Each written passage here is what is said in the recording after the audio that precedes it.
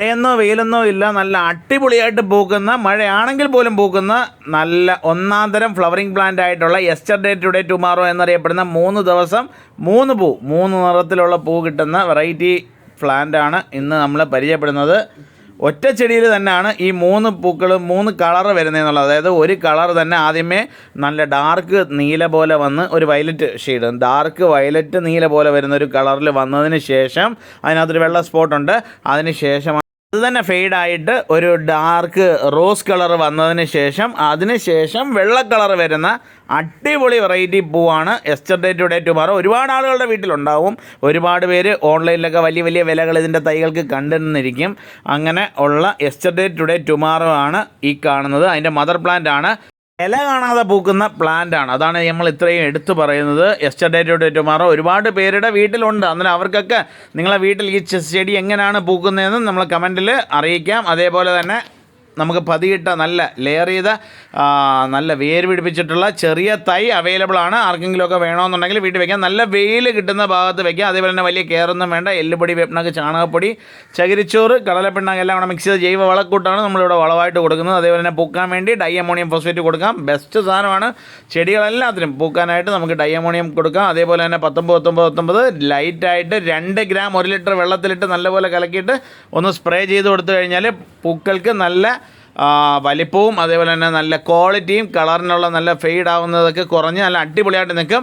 അന്നേരം ഈ 3 കളറും നിങ്ങൾക്ക് കാണാനായിട്ട് സാധിക്കും. ഒരു ചെടിയിൽ കാര്യം എന്ന് പറഞ്ഞാൽ ഒരുപാട് പൂക്കൾ വരുന്ന സമയത്ത് അതിനകത്ത് വെള്ള കളറും ഈ ഡാർക്ക് വയലറ്റ് കളറും ലൈറ്റ് റോസ് നിറം വരുന്ന ഒരു ഡാർക്ക് റോസ് കളറുന്ന ഒരു നിറവും കൂടെ അതിനകത്ത് നിങ്ങൾക്ക് കാണാനായിട്ട് സാധിക്കും.